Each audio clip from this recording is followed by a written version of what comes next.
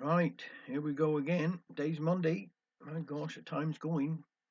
We had a little drop of rain in the night, which was good for all of us. Done us good, but it's still heavy, still heavy. But there we are. Let's be grateful for what we got. Let's be grateful for what we got. And they said they're going to have a bit of rain today and tomorrow, so that'll be nice. And well, let's see, evenings are pulling in. But anyhow, they issued the names of the initiates for the Bardic ceremony, which is at the Hale Academy Saturday, September the 3rd. Of course, everybody's welcome to come along. It's a free event. There's lots of stalls and all there.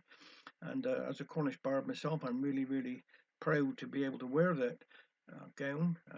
So it's going to be a fantastic day. Well, it's 2 or 3 days altogether. But well done to all the rest of all the bards, all the initiates. Well done to all of you, and look forward to meeting you all there on the day. Now, there's only one birthday today, and that's Nicola Cotterill.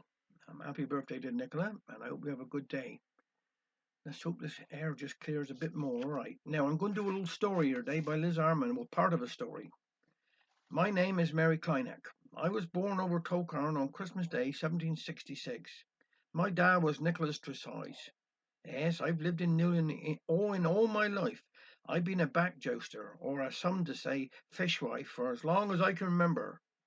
When I was only a maid, I married William Kleineck. Handsome he was, with the get dark laughing eyes, in the Royal Navy until he retired off. Full of wanderlust was my William, fishing off the Wolf Rock was enough for he. I'd go sailing off to foreign parts. I should have knowed that when I married a Kleineck, that he would be like all of them, an adventurer. Now he's gone dead, God bless him, and I'm on my own. Mind, I've had my adventures, though. I had to wait until I was an old woman before I had them. Why, yes, don't you know how I walked to London carrying my cowl to see the great exhibition what Prince Albert thought of. And I met the Queen and Prince Albert and the Lord Mayor of London too. Well, it was like this. There'd been all this talk and fuss about the Crystal Palace and the exhibition. Down to Lamorna, they cut a get obelisk 24 feet long and out of granite in a quarry. It was so big that it had to be shipped from Lamorna by boat. I had to bring up special gear to get on board. So we all went into Penzance to look at it. Then we heard that the Serpentine Works in Werrytown was sending all manner of things up to London too.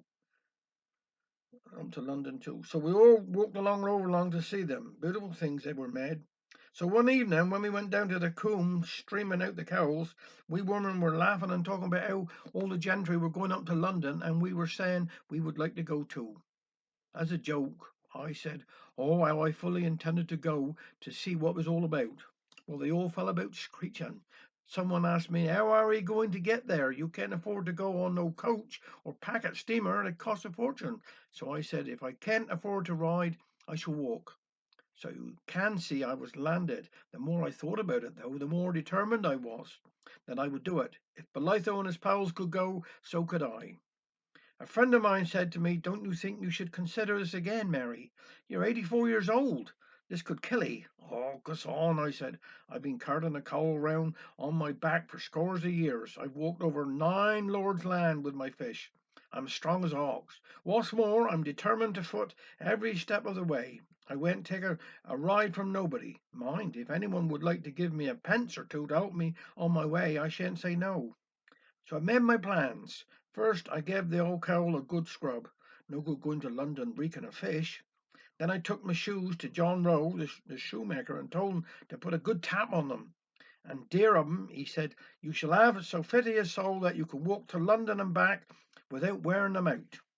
Then I washed my clothes and wrapped them in a bit of oiled calico to keep 'em dry.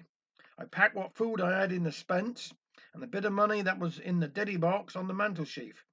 I put it in a pocket under my skirt. I can't say exactly what I felt like that morning as I set off, as I pulled my door to.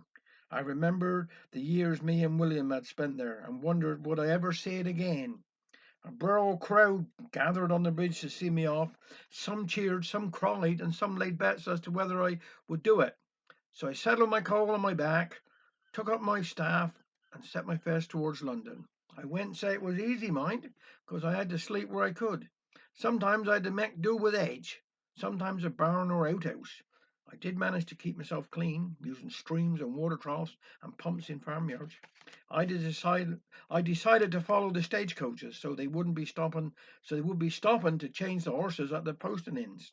And I thought, you never know, the passengers might be good for a tip or two if I told them my tale. I soon reached Camber, and a bit of food was running out, so I thought I'd better buy a pennyworth of something. I went into a grocer's called Shankerley's. Mr. Shankerley himself served me. I asked him what I could have for a penny, as I couldn't afford no more. Oh, I had to watch my pences, for I had a long way to go. That dear man was so interested that when I left, he shook me by the hand and gave me half a sovereign with his good wishes. Now I was feathered. And so I trudged on that day after day. Sometimes I palled up with others on the road, most times I was on my own.